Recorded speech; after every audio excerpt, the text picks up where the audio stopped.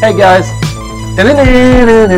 you know, it's Yoda 93 and I'm back, and you know, judging by the tune, you know what we're talking about, right? Because it's time to talk about yes guys, I just watched X-Men 97.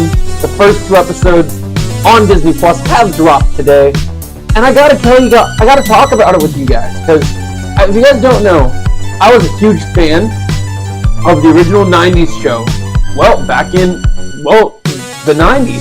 so you know, now we're in 2024 and we're watching X-Men 97. And so I gotta say, guys, this show is what Disney Plus has been missing. There's a freshness to it. It gives you what Marvel has been missing, and it doesn't even necessarily have to pertain to the MCU. I feel like now every time I'm going to watch an episode of this show, that I'm getting back to Saturday morning cartoons. I'm going to want a bowl of cereal. I'm going to want to be by the couch, and I'm just going to chill out, because but also, when we were a kid, you know, these were meant for kids. Now as an adult, this show, you can enjoy it more for the mature themes, and there's a bit more mature tone in the episodes this time around. So what's great about this is not just it's the next Marvel show, it's the next MCU property, setting up the next Marvel movie. No, this has nothing to do with the MCU. This is a Marvel continuation of the original 90s show, and they proved to continue the show instead of just doing a new show. This is not, it's not another X-Men Evolution, not another X-Men Wolverine and the X-Men, not a new X-Men show. It's literally the 90s X-Men, the sequel, which is why it's called X-Men 97. And so this show is already doing incredibly well on Rotten Tomatoes. It has 100% on verified critic reviews, and it's got 94 of audience reviews. And guys, we're living in a day and age where people kind of debate, is nostalgia enough for us? Do we like nostalgia, or do we need more? And what I'll say is, while nostalgia is something that is greatly influenced by this show also has great writing and great depth to back it up. And a lot of people were shitting on the way the character design looks, because Rogue doesn't have an ass, and people think that Rogue has to have a big booty like she did in the 90s show. It's a part of her character and her character flaws. But honestly, Rogue was voiced by the same person as she was in the 90s in this show, and in these first 2 episodes, I didn't feel that at all. So we'll break down what happens in both these episodes, and I'll give my review on both episodes. But I just want to say off the top of my head, first thing I'll say about both, overall, just the experience of watching 97 is fresh. And to watch something with Marvel's title on it and get giddy, and also, just so you know, I will never skip a single intro for this show. Because getting back, you talk about nostalgia hitting you, when I heard, I just couldn't stop it, guys. I was getting so excited, seeing all the characters we love, the X-Men fighting, the villains like the Brotherhood of Evil, all the characters being included, the animation. It's beautifully done, it's so well handled, and it gets me excited for an X-Men episode every single week now. I can't wait for this. So the first episode is called To Me, My X-Men. So the intro kicks in, and if you don't know the reference of To Me, My X-Men, in the first X-Men 97 trailer, Cyclops calls the X-Men to him, and he says, "To me, my X-Men." And then they jump into battle all together, and you hear the amazing X-Men theme in the background, which is awesome.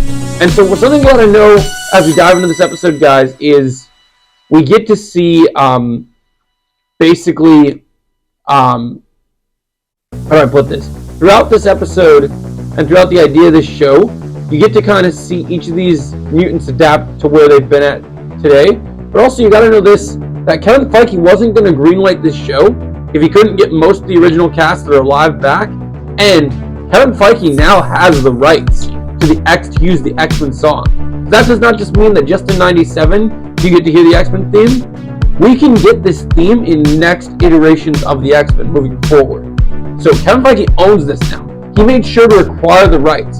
So this is the first step that Kevin Feige is going to do an amazing job with the X-Men in the MCU moving forward. And so we haven't had X-Men content in a long time, but this made me so happy. This episode we said, "To me, my X-Men," We see a mutant getting tortured by a bunch of thugs that are using Sentinel tech, and the X-Men jump into the scene. You have Storm, you have Rogue, you got all these different X-Men jumping into the frame, and then the first thing that happens is Cyclops, being the team leader, jumps in, and he's whooping ass. He's using his powers, also doing some hand-to-hand combat, and it's genius. And there's even a moment where he gets his glasses taken off and the visor's off, and he just blows up the whole building. It's beautiful. It's so cool to see how and this episode deals with real themes, like you build up to the government still is shaky on working with the X-Men, but they have to. We see the fallout of Charles Xavier's death that followed up in the end of the finale of the original X-Men 90s show, and so Charles is trying to fill those shoes. Sorry guys, but give me a second. Sorry guys. Just a bad cough for a second. Long pipe. But then he had Jean is actually pregnant in this show, as we've seen from the trailer, and so she's trying to convince Scott to step down, and so they can raise their son together.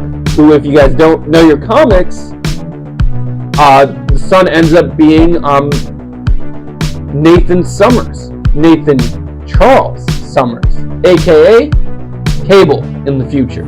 So this is a big deal, and throughout these episodes, we also learn that this show is also going to dive into a bit of the multiverse.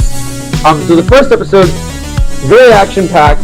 You get to see each of the X-Men fight Sentinels, and it's brilliant. And each of them using their powers in creative ways. The X-Men there's some good use of humor here. There's mature content in this first episode where you get to feel like there's some truly great, awesome stuff happening. We fight Sentinels. It's cool. We set things up at the end of the episode with Magneto coming into the picture, which we'll talk about in episode 2.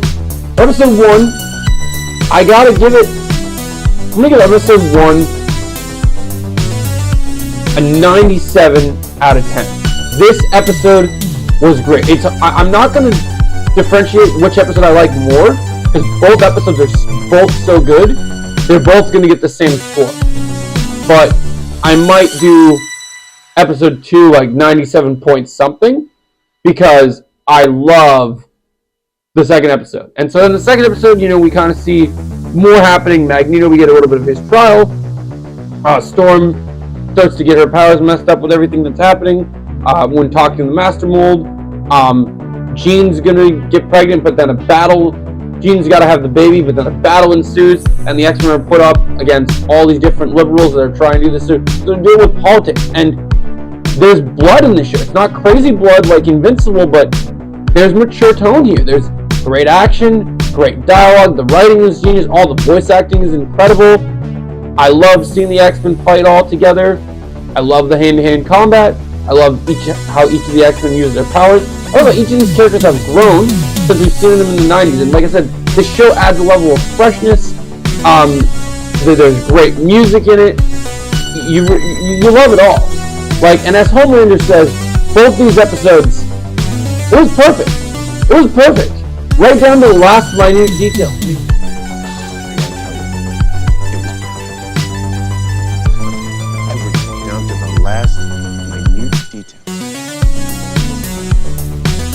Truly amazing, guys. I love it. I can't wait for more X-Men content.